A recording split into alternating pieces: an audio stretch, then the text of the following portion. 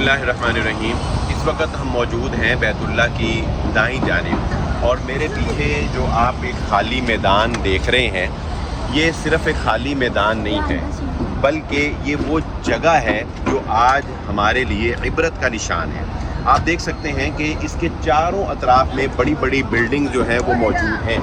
लेकिन बिल्कुल सेंटर में ये मैदान क्यों खाली है? ये मैदान जानबूझकर खाली नहीं रखा गया, बल्कि यहाँ पर तामीरात करने की बारहा कोशिश की गई। आप देख सकते हैं, चला भाई ज़रा दिखाइएगा कि ये मैदान के दरमियान में आप ये जो देख रहे हैं पिलर्स लगाने की कोशिश की गई और लेफ़्ट साइड पे आप देखें कि पिलर्स थोड़े खड़े भी हैं, लेकिन यहाँ पर आज तक कोई इमारत स्टैंड नहीं कर सकी, कोई इमारत बन नहीं सकी, बनाई जा नहीं सकी, इसलिए कि अल्लाह ताला ने इस जगह को इबरत का निशान बनाया है। ये वो जगह है जिसका जिक्र अल्लाह ने कुरान मजीद में फरमाया कि वइदल मऊउदतु सुइलत बिअय्यि ज़ंबिन क़ुतिलत, जब जिंदा दरगोर की जाने वाली बच्ची से पूछा जाएगा कि तेरा जुर्म क्या था कि तुझे तेरे बाप ने जिंदा दरगोर कर दिया, तेरा इंतखाब तो अल्लाह ने किया था, तुझे अल्लाह ने पैदा किया था, तुझे सिर्फ इस जुर्म में जिंदा दरगोर कर दिया गया कि तू बेटी है। ये कब्रिस्तान उन बच्चियों का कब्रिस्तान है, ये वो जगह है जहाँ पर बेटियों को पैदा होते ही ज़िंदा दरगोर कर दिया जाता था। ये नसीहत है उन ज़ालिमों के लिए और ये अल्लाह रब्बुल इज़्ज़त की तरफ से निशानी है कि अल्लाह ताला क़यामत वाले दिन मज़लूमों की मदद ज़रूर ब ज़रूर करेगा।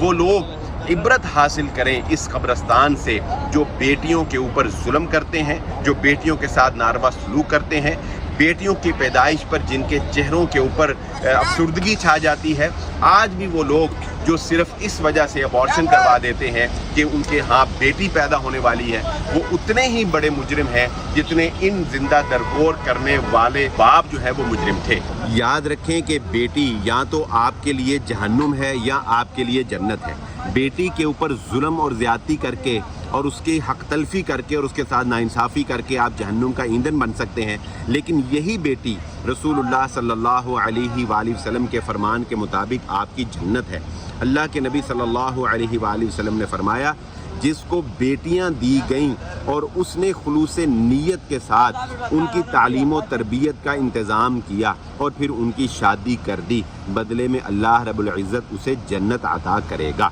और एक आखिरी बात समझ लीजिए कि बेटियां हमेशा सांझी होती हैं। जब किसी की बेटी को बहू बना के अपने घर में लेके आते हो तो उसके ऊपर जुल्म रवा रखना, उसको नौकर बना के रखना, उसको गुलाम बना के रखना, उसको एक ज़िंदा लाश बना देना, ये भी बेटियों के ऊपर जुल्म करने में ही आता है। कितनी ही ऐसी बच्चियां हैं जो बराए नाम ज़िंदा हैं, वो एक ज़िंदा लाश हैं, ना उनकी कोई ख्वाहिश, ना उनके कोई जज्बात, ना उनकी कोई मर्ज़ी, बल्कि वो एक ग़ुलाम की तरह ज़िंदगी गुजार रही हैं।